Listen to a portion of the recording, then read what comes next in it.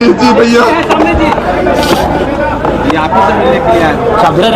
ये डीएल लेंगे आप यहाँ दिन में 100 रुपये में रसगुल्ला और हलवा खाएंगे और 18,000 रुपये पे महिमा मंडन हो रहा है। पूरा 3 दिन को सदन इसी पे बहस हो रहा है। जैसे आप झारखंड के 24 साल के झारखंड के लोगों को कोई वरदान दे दी 18,000 रुपया, तो आज इसीलिए हमने स्पष्ट कहा कि आपके बच्चे बाल में लगाएंगे बनफूल और गरीब के बच्चे लगाएंगे धूल और आप महिमा मंडन करेंगे। गलत बात है। जवाब नहीं मिला जयराम। जवाब किसमें है? जो जयराम महतो के सवाल का जवाब दे सके, दे करे सार्वजनिक करे। तमाम 12 के 12 मंत्री पहले सार्वजनिक करे कि उनका बेटा उनकी बेटी कौन स्कूल में पढ़ते हैं, उनका फी क्या है, करे सार्वजनिक। लेकिन क्या जयराम जी पहला कैसा रहा आपके लिए? एकदम शांत रहते हैं। देखिए हम बीच में नहीं टोकते हैं, हम पक्ष क्या बोल रहा है विपक्ष क्या बोल रहा है हम सब सुनते हैं, और जब हम बोलते हैं तो सदन सुनता है, और हमारे बीच में कोई बोलेगा तो फिर छोड़ेंगे नहीं। बिल्कुल, क्यों नहीं दिखेंगे भाई? उस पर भी उदासीन जवाब रहा हो, क्यों नहीं रहेंगे? कुछ नहीं। देखिए सरकार को भी मालूम है चुनाव समीकरण से जीत के आती है। लाठी तो छोड़िए, अगर आप यहाँ छात्रों पे अगर गोली कांड भी होता है तो सरकार को फर्क नहीं पड़ेगा, क्योंकि चुनाव समीकरण से जीते जाते हैं, मुद्दों से नहीं जीते जाते हैं। सरकार को जो वोट देने वाला पक्ष है वो एक बहुत बड़ी आबादी है। छात्रों पे गोली भी चलेगी तो छात्रों को दोषी वो ठहराएंगे और बोलेंगे हम 2029 में यही सरकार को बनाएंगे। तो सरकार को ही मालूम है, वो दिल्ली की सरकार को मालूम है और रांची की सरकार को ही मालूम है कि चुनाव मुद्दों से नहीं चुनाव समीकरण से जीता जाता है। इनके पास वो वोट का समीकरण है। अच्छा, जो सदन में जो बिल्कुल क्या गलत कहा हमने?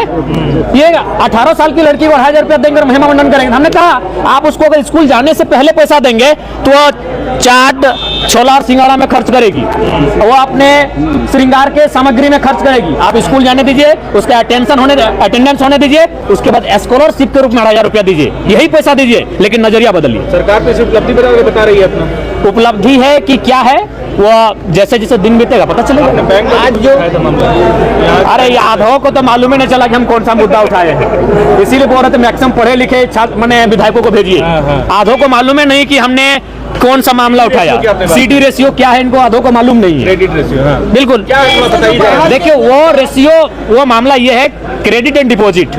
उसका मतलब है कि हमारे राज्य की जो बैंक हैं वो बहुत ज्यादा पैसा पड़ोसी राज्य के बैंकों को ट्रांसफर करती है, और क्या होता है हमारे राज्य के लोग ग्रसित हैं।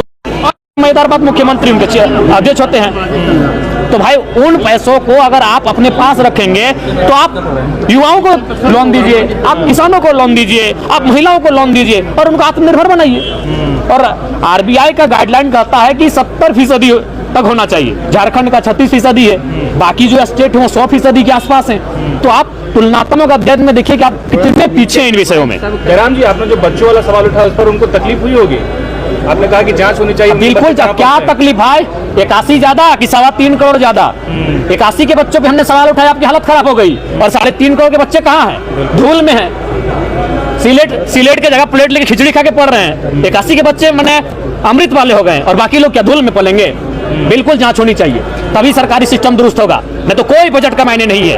कोई बजट का मायने नहीं। आप कितना भी अच्छा सुंदर बजट क्यों ना लाएं, वो भ्रष्टाचार की भेंट चढ़ जाएगा। पिछला बजट का आपने भी जिक्र किया कि यूज नहीं हो पाया, फिर बिल्कुल जब प्रथम अनुपूरक बजट यूज हुआ ही नहीं तो फिर द्वितीय अनुपूरक बजट जो लेकर आप आए हैं ये केवल और केवल मंत्रियों की शान शौकत बढ़ाने के कार्य आएगा।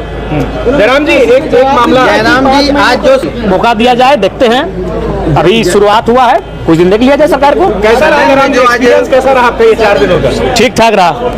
अच्छा, सदन में जो आज कैप्टन मुर्मू ने बोला है वो कैसे आप देखते हैं? देखिए मेरे हिसाब से मर्यादा में नहीं थे वो। उन शब्दों से चूंकि वे लोग माननीय हैं, वो कई वर्षों से राजनीति कर रहे हैं, उन शब्दों पे उनको परहेज करना और केस को जो है लिपापोती कर दिया।